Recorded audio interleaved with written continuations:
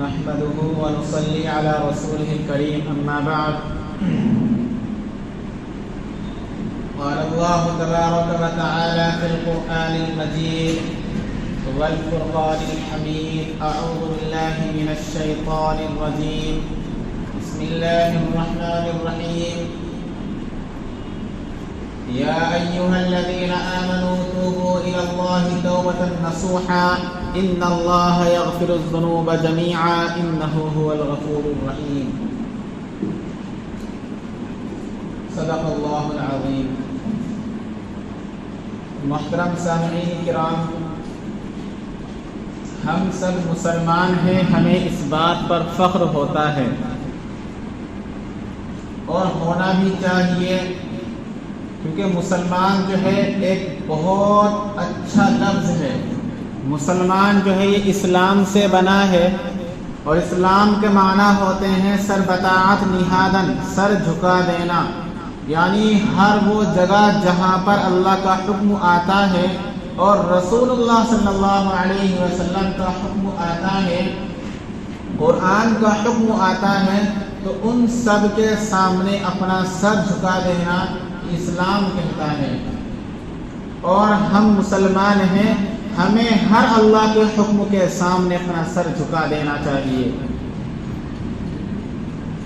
اس کے باوجود ہم لوگ جو ہے زبان سے ہم نے اللہ کو کہہ دیا کہ اے رب، آپ ہمارے پالنہار ہیں، آپ ہمارے رب ہیں، آپ ہمارے خالق ہیں، آپ ہمارے مالک ہیں. اسی طریقے سے ہم نے قرآن کو کہہ دیا کہ یہ قرآن ہم تجھ کو مانتے ہیں کہ آپ اسلام کا قانون ہیں.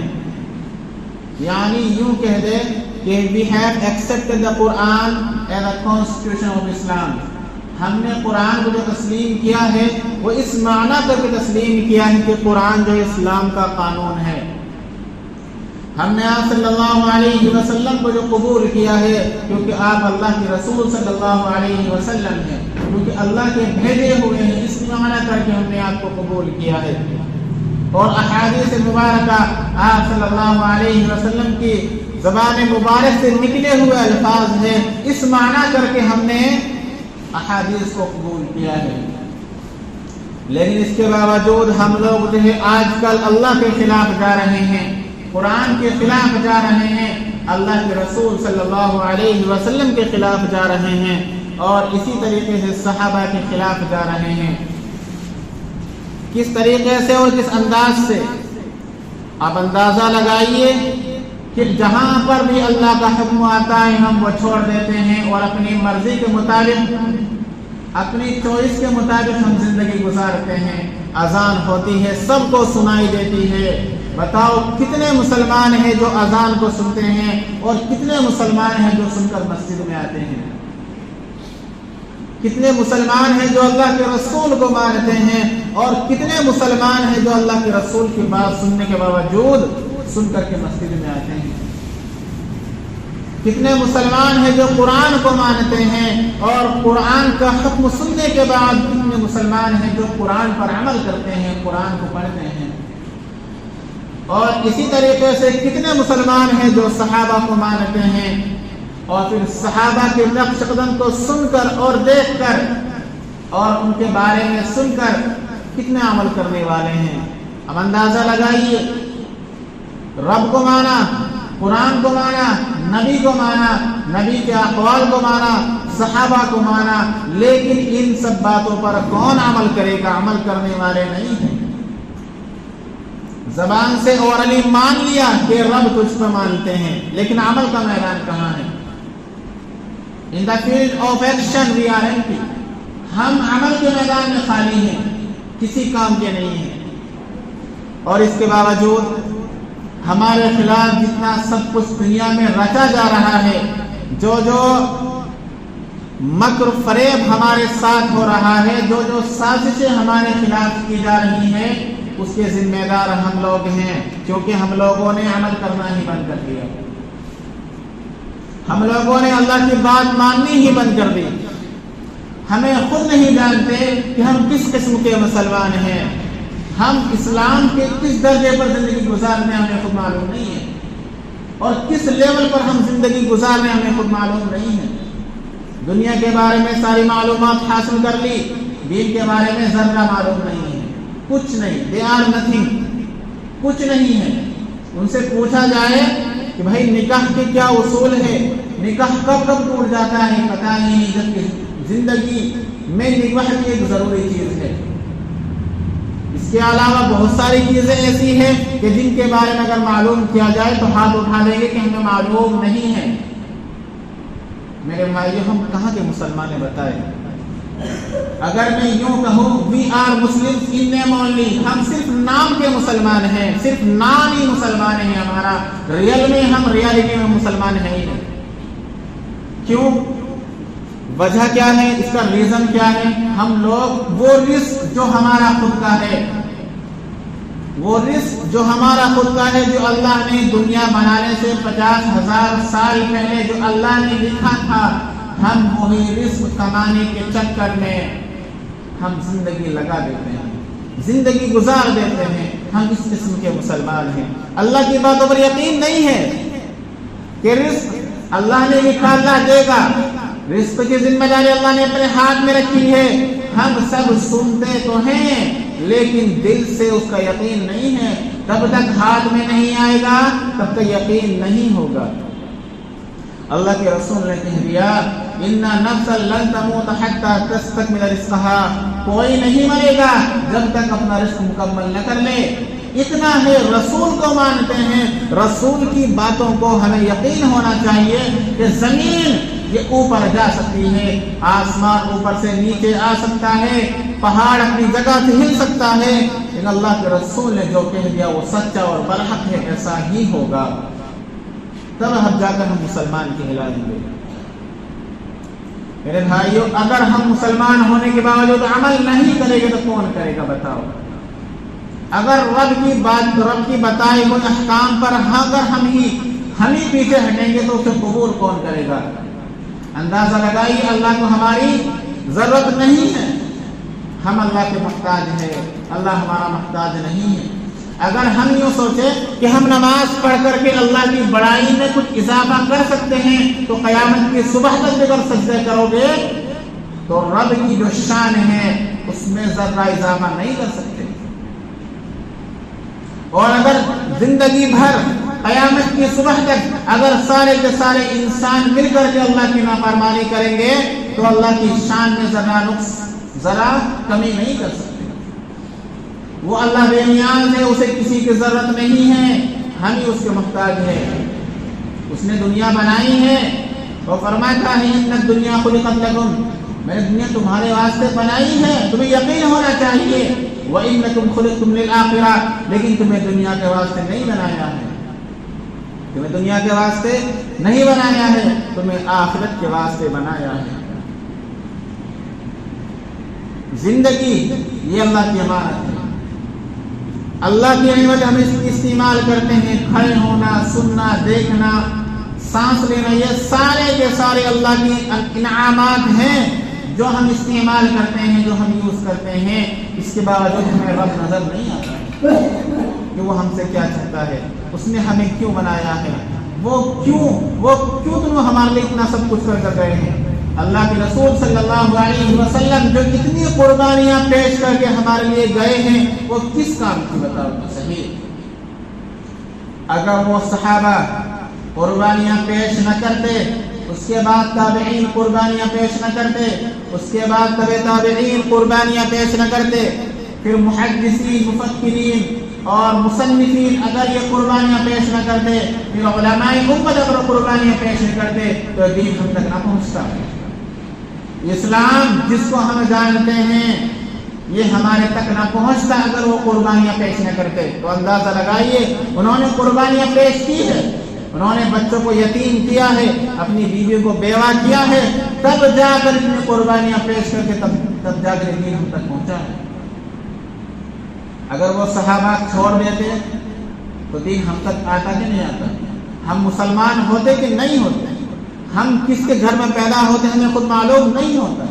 تو میرے بھائی اندازہ لگائیے، اس رب کا کرم ہے کہ اس نے ہمیں مسلمان کے گھر میں پیدا کیا ہے، اس رب کا کرم ہے کہ صحابہ نے قربانیاں پیش کر کے دین کو ہم تک پہنچایا ہے۔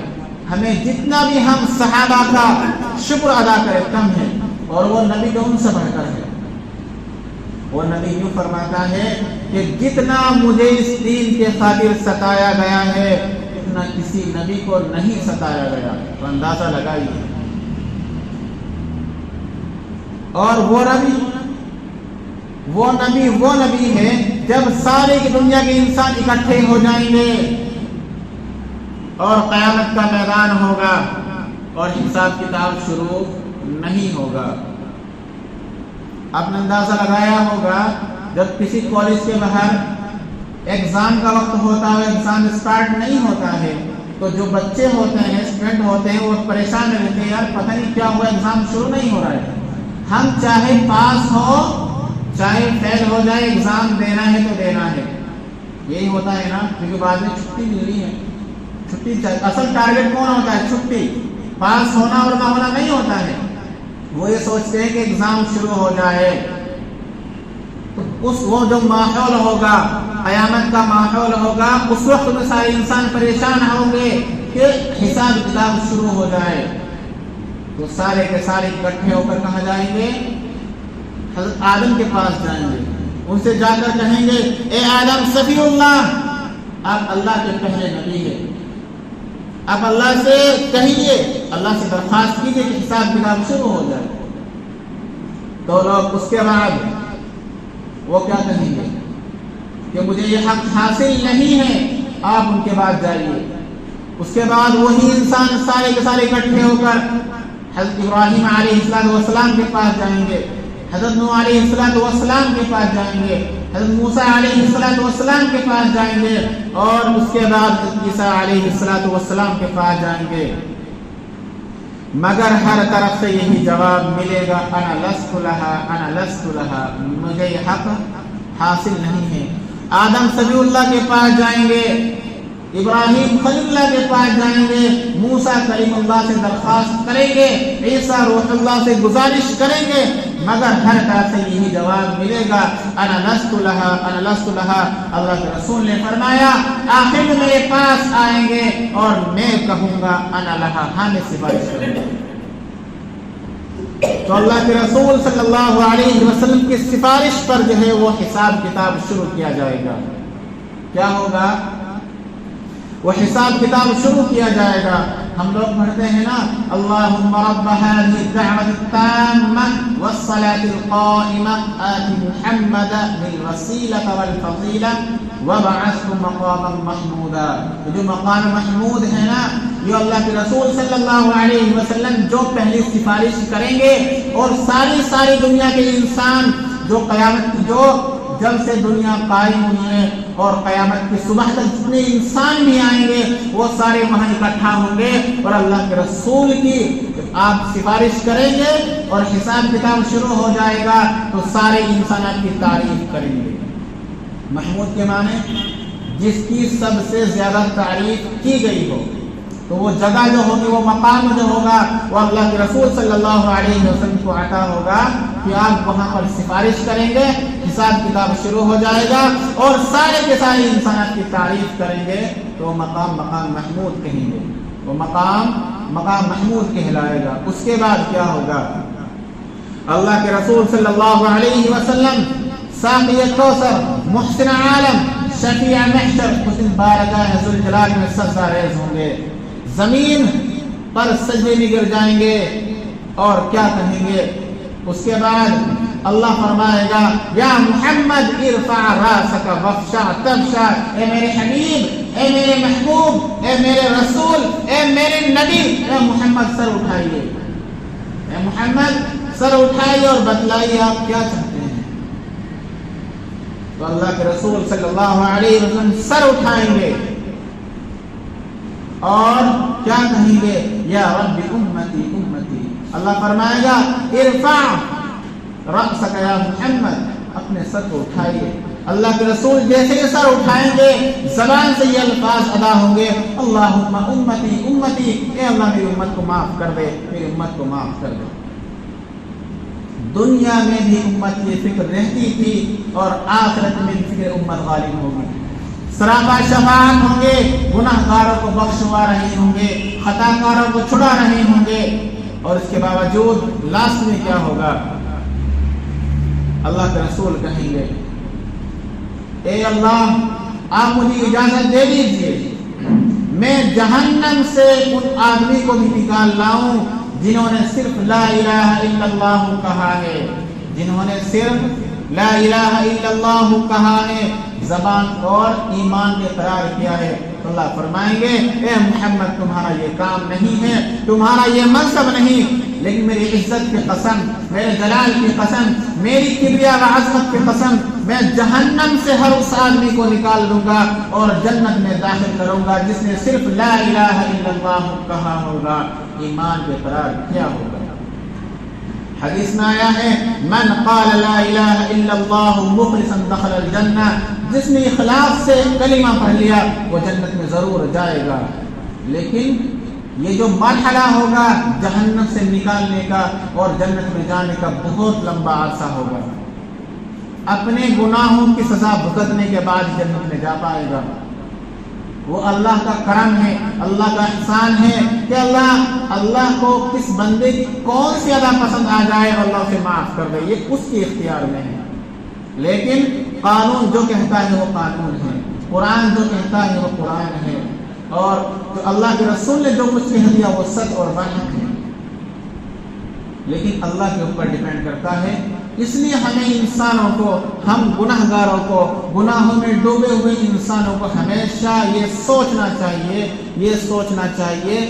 کہ اللہ ہمارے حق میں ہمیشہ اچھا ہی کرے گا, اللہ ہمیں معاف کر دے گا, اللہ ہمیں جنت میں لا لے گا.